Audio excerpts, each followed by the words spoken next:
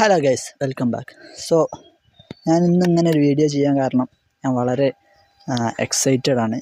ഇപ്രാവശ്യം ഗോവയിൽ നടക്കുന്ന RFC ചലഞ്ച്, അതായത് റെയിൻ ഫോറസ്റ്റ് ചലഞ്ച്, അതിൽ ഭയങ്കര ഹോപ്പുണ്ട്. അതെന്താണെന്ന് വെച്ചാൽ നമ്മളെ ഈ ഏരിയയിൽ നിന്ന് തന്നെ 3 മലയാളികൾ ഓഫ് റോഡ് ചാമ്പ്യൻഷിപ്പിൽ പാർട്ടിസിപ്പേറ്റ് ചെയ്യുന്നുണ്ട് ഉള്ളതാണ് ഏറ്റവും വലിയ കാരണം.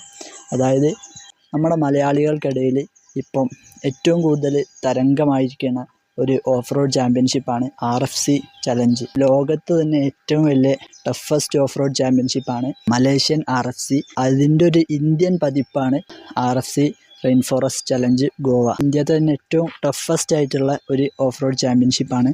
അത് എന്താണ് ഇത്രയും മലയാളികൾക്കിടയിൽ തരംഗമാവാനുള്ളൊരു കാരണം, അല്ലെങ്കിൽ ഈ RFCക്ക് ഇത്ര അധികം വാല്യൂ കിട്ടാനുള്ള ഒരു കാരണം എന്താണെന്നുള്ളത് നിങ്ങൾക്കൊരു സംശയം ഉണ്ടാവും. അപ്പോൾ അതിനുള്ള ഉത്തരം ഞാൻ പറഞ്ഞുതരാം. അത് നമ്മുടെ കഴിഞ്ഞ തവണ RFCയിൽ ചാമ്പ്യനായ മലയാളിയും കൂടിയായ ഡോക്ടർ ഫഹദ് VP അദ്ദേഹത്തിൻ്റെ ഇൻസ്റ്റഗ്രാമിലൂടെ പങ്കുവെച്ച കുറച്ച് വീഡിയോകളും പിന്നെ RFCയുടെ കുറച്ച് ക്ലിപ്പുകളൊക്കെ ആയിട്ട് ഞങ്ങൾക്ക് വീഡിയോ ചെയ്തുതരാം ഗൈസ്. So let's see. പല തരത്തിലുള്ള സ്റ്റേജുകളാണ് നമ്മൾ RFCയിൽ ഓടിക്കുന്നത്. ചിലപ്പം റാലി സ്റ്റേജ് പോലെ ഒരുപാട് 2-3 കിലോമീറ്റർ ദൂരമുള്ള സ്റ്റേജുകൾ വരും. അതിൽ അത്രയും സ്പീഡിൽ വണ്ടീനെ, ഇത്രയും വെയിറ്റ് ഉള്ള വണ്ടീനെ മാനുവർ ചെയ്യണം. നമ്മുടെ വണ്ടികൾ റാലി ഓടിക്കാൻ വേണ്ടി ഉണ്ടാക്കിയ വണ്ടികളല്ല. അപ്പം ഓഫ് റോഡിൽ വണ്ടി സസ്പെൻഷൻ ആർട്ടിക്കുലേഷൻ ഒക്കെ വെച്ച് ഉണ്ടാക്കുന്ന വണ്ടികൾ സ്പീഡിൽ പോയാൽ ചിലപ്പോൾ കയ്യിൽ നിന്ന് പോകും. അതിനെ കൺട്രോൾ ചെയ്ത് ഓടിക്കണം. ഇത് കഴിഞ്ഞ് കഴിഞ്ഞാൽ പിന്നെ ഉള്ളത് വലിയ വലിയ ഒബ്സ്റ്റക്കിൾസ്, വലിയ വലിയ പാറക്കൂട്ടങ്ങളായിരിക്കും, അല്ലെങ്കിൽ വലിയ വലിയ മണ്ണിന്റെ തിട്ടകളായിരിക്കാം. ഇതൊക്കെ ചാടിക്കിടന്ന് പോരുക എന്നുള്ളതാണ് വളരെ ഇമ്പോർട്ടൻറ്റ് സാധനം. അതിൽ ഈ പറഞ്ഞ ഒബ്സ്റ്റക്കിൾസിലൊക്കെ വണ്ടി ഓടിച്ച് കയറ്റുക എന്നുള്ളത് പോസിബിൾ ആയ കാര്യമല്ല. അപ്പോൾ നമ്മൾ അടുത്തത് ഉപയോഗിക്കുക നമ്മുടെ റിക്കവറി എക്യുപ്മെൻ്റ് ആയ വിഞ്ചാണ്. ഈ വിഞ്ച് ഉപയോഗിക്കുമ്പോഴും കോ ഡ്രൈവർ ഒരുപാട് സേഫ്റ്റി സ്റ്റാൻഡേർഡ്സ് ഫോളോ ചെയ്യണം. അപ്പോൾ കോ ഡ്രൈവർക്ക് ഏറ്റവും കൂടുതൽ തല ഉപയോഗിച്ച് അതുപോലെ അതിൻ്റെ കൂടെ ആരോഗ്യം ഉപയോഗിക്കേണ്ട ഒരു അവസ്ഥയാണ് ഇങ്ങനത്തെ സ്റ്റേജുകളിൽ വരിക.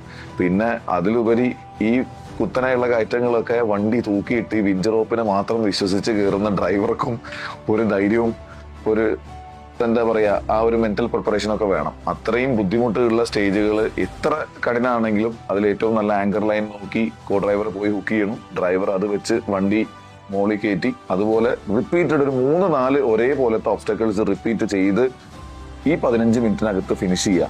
ഇതൊക്കെ ചെറിയൊരു ചലഞ്ച് അല്ല, നോർമൽ ഒരു വണ്ടിയെ കൊണ്ട് ചെയ്യാൻ പറ്റുന്ന കാര്യമല്ല. റെയിൻ ഫോറസ്റ്റ് ചലഞ്ച് മലേഷ്യ കഴിഞ്ഞ 25 വർഷമായിട്ട് നടക്കുന്ന ഒരു മത്സരമാണ്. അതിന്റെ ഇന്ത്യൻ പതിപ്പിന്റെ 10ാം വാർഷികമായിരുന്നു 2024 നടന്നത്. ഈ ഇവന്റ് എന്താണ് പറയാ, 26 സ്റ്റേജുകൾ 7 ദിവസം കൊണ്ട് ഒരു വണ്ടിയെ വെച്ച് ഡ്രൈവറും കോ ഡ്രൈവറും അവരുടെ crew, service crew, support crew, ഇവരെല്ലാവരും കൂടി തീർക്കുന്ന ഒരു ഇവന്റാണ്. ഓരോ സ്റ്റേജുകളും അതുപോലെ കടുകട്ടിയായിരിക്കും. ഒരാളെയും ഇന്ന് ഞാൻ ജയിച്ചു കഴിഞ്ഞാൽ നാളെ രാവിലത്തെ ഏറ്റവും ടഫസ്റ്റ് സ്റ്റേജ് ആയിരിക്കും നമ്മുടെ ടീം ഓടിക്കേണ്ടി വരിക. അപ്പൊ അതുപോലെ ഒരാളെയും ടോപ്പിൽ നിർത്താൻ ഒരിക്കലും സമ്മതിക്കാത്ത ഒരു ഇവന്റാണ് റെയിൻ ഫോറസ്റ്റ് ചലഞ്ച്. അതിൽ ഓരോ സ്റ്റേജുകളും 15 മിനിറ്റ് ദൈർഘ്യം ഉണ്ടാവും. ആ ഓരോ 15 മിനിറ്റിലും സ്റ്റാർട്ട് ബോക്സിൽ നിന്ന് നമ്മൾ നമ്മുടെ വണ്ടി എടുത്ത് പുറത്തിറങ്ങിയാൽ ഡ്രൈവറും കോ ഡ്രൈവറും അവരുടെ സേഫ്റ്റിക്ക് അതുപോലെ ഇമ്പോർട്ടൻസ് കൊടുത്ത് ഓരോ സേഫ്റ്റി ബ്രീച്ചിനും പെനാൽറ്റികൾ വാങ്ങിക്കൂട്ടി ഏറ്റവും ചുരുങ്ങിയ സമയത്തിനുള്ളിൽ ഈ കണ്ട ഒബ്സ്റ്റക്കിൾസ് എല്ലാം, എന്തൊക്കെ ഒബ്സ്റ്റക്കിൾസ് നമ്മുടെ മുമ്പിൽ തന്നോ ആ ഒബ്സ്റ്റക്കിൾസ് എല്ലാം നമ്മുടെ വണ്ടിയിലുള്ള റിക്കവറി എക്യുപ്മെന്റ്സും റിക്കവറി ടൂൾസും ഉപയോഗിച്ച് പെനാൽറ്റികൾ ഇല്ലാതെ ഫിനിഷ് ചെയ്ത് തിരിച്ച് ഫിനിഷ് ബോക്സിൽ വന്നാൽ മാത്രം 100 പോയിന്റിന് അർഹരാകുന്ന ഒരു മത്സരമാണ് RFC. അതുപോലെ ഒരു ദിവസം 4 സ്റ്റേജ് വെച്ചിട്ട് 26 സ്റ്റേജുകൾ 7 ദിവസം നമ്മൾ ഓടിക്കണം. ഇതിൽ ഓടിച്ചാൽ മാത്രം പോരാ, വണ്ടി പരിക്ക് പറ്റാതെ സൂക്ഷിക്കണം. ഡ്രൈവർ മെന്റലി അതുപോലെ പ്രിപ്പയർഡ് ആയിരിക്കണം. കോ ഡ്രൈവർ ഫിസിക്കലി ഡ്രൈവറെക്കാളും ഒരുപാട് എഫേർട്ട് എടുക്കണം. ഈ കോ ഡ്രൈവറുടെ ആരോഗ്യം നശിപ്പിക്കാതെ വണ്ടി ഓടിക്കലും ഡ്രൈവറുടെ ഒരു പണിയാണ്. പിന്നെ നമ്മുടെ സപ്പോർട്ട് ക്രൂ, മെക്കാനിക്കൽ ക്രൂ, നമ്മുടെ വണ്ടിക്കോ ടീമിനോ എന്ത് പറ്റിയാലും അതുപോലെ കൂടെ നിന്ന് കട്ടയ്ക്ക് നിൽക്കുന്ന ഒരു ടീം ഉണ്ടെങ്കിൽ മാത്രമാണ് ഈ ഇവന്റ് നമുക്ക് ജയിച്ച് ട്രോഫി ആയിട്ട് തിരിച്ചു പോരാൻ പറ്റുള്ളൂ. അപ്പൊ അതുപോലെ 26 സ്റ്റേജ് ഓടിക്കാന്ന് പറഞ്ഞാൽ എളുപ്പമുള്ള കാര്യമല്ല. സോ ഗൈസ്, ഇതാണ് RFC ചലഞ്ച്. അപ്പോൾ ഇത്രയധികം ടഫസ്റ്റ് ആയിട്ടുള്ള ഒബ്സ്റ്റക്കിൾസൊക്കെ ആഡ് ചെയ്തതുകൊണ്ട് തന്നെയാണ് ഇതിന് ഇത്രയധികം മലയാളികൾക്കിടയിൽ ഇപ്പം തരംഗമായി മാറാനുള്ളൊരു കാരണം. അതുകൊണ്ട് തന്നെയാണ് ഈ കഴിഞ്ഞ കൊല്ലം ഒരു മലയാളി RFC വിൻ ചെയ്തതെന്ന് പറഞ്ഞപ്പം നമ്മൾ അത്രയധികം ഒരു ഹൈപ്പ് ആക്കി കൊടുത്തത്. പിന്നെ ഏറ്റവും എക്സൈറ്റഡ് ആയുള്ള ഒരു കാര്യം എന്ന് പറഞ്ഞാൽ നമ്മുടെ ഇത്തവണത്തെ RFCയിൽ 3 വാഹനങ്ങളാണ് നമ്മുടെ ഈ ഏരിയയിൽ ഇറങ്ങുന്നത്. അതിൽ തന്നെ 2 എണ്ണം ഇത് കേരളത്തിൽ നിന്ന് തന്നെ ബിൽഡ് ചെയ്ത 2 സ്പെക്കുകളാണ്.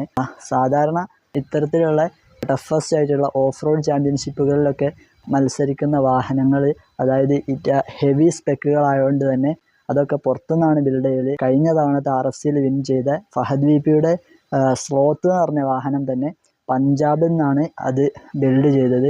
അതുകൊണ്ട് തന്നെ ഇത്തവണത്തെ RFCയിൽ പങ്കെടുക്കുന്ന വയനാട്ടിൽ നിന്ന് MD ഗാരേജിൽ നിന്ന് പുറത്തിറക്കിയ മാവേറിക്, കൊണ്ടോട്ടിയുള്ള NC ഗാരേജിൽ നിന്ന് പുറത്തിറക്കിയ ദുബായ് ഗോൾഡൻ ഡയമണ്ട്സിൻ്റെ പാന്തർ എന്ന് പറഞ്ഞ ഈ 2 വാഹനങ്ങൾ കേരളത്തിൽ തന്നെ നിർമ്മിച്ചതായതുകൊണ്ട് വളരെയധികം അഭിമാനത്തോടെയാണ് നമ്മുടെ ഇപ്രാവശ്യത്തെ RFCയെ നമ്മൾ നോക്കി കാണുന്നത്. Guys, by.